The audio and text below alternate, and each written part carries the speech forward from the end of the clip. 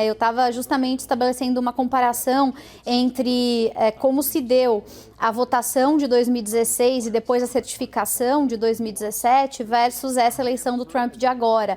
E isso também dá um indício de como o trumpismo se fortaleceu nos Estados Unidos. Para vocês terem uma ideia, é comum nos Estados Unidos que o voto popular seja depois corroborado pelo colégio eleitoral e, por sua vez, validado, como a gente está vendo numa cerimônia conjunta do Congresso. Mas, ao longo da história americana, eu estava dizendo que já existiram ocasiões em que o colégio eleitoral reage em uma direção oposta ao que o votante desejava. E muitas vezes, por mais que isso não mude o resultado da eleição, aparece como uma espécie de voto de protesto. Então, ou deixando a cédula em branco, ou muitas vezes votando em direção contrária. Isso tudo mostra algum tipo de desgosto, de desarranjo que existe dentro do partido.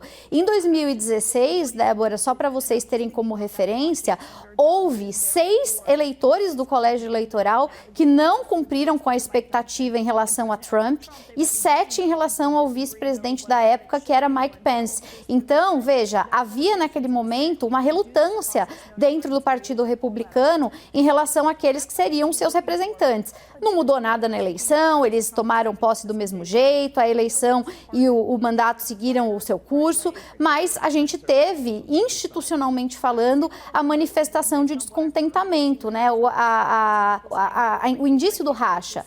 Hoje, a gente acabou de conferir os números de colégio eleitoral batendo exatamente com a projeção que vinha já da época do eleitor comum indo às urnas, o que demonstra que houve uma grande coesão, ou seja, os eleitores do colégio eleitoral propriamente, eles validaram as urnas e atenderam às expectativas dos seus partidos. Pode parecer uma bobagem, mas não é uma bobagem, é uma coisa importante, mostra aquilo que a gente vinha falando antes. O Trump cresceu muito dentro do Partido Republicano, ele goza hoje de mais poder, de mais privilégios e ele tem os seus aliados que estão de maneira vocal anunciando esses elos de lealdade.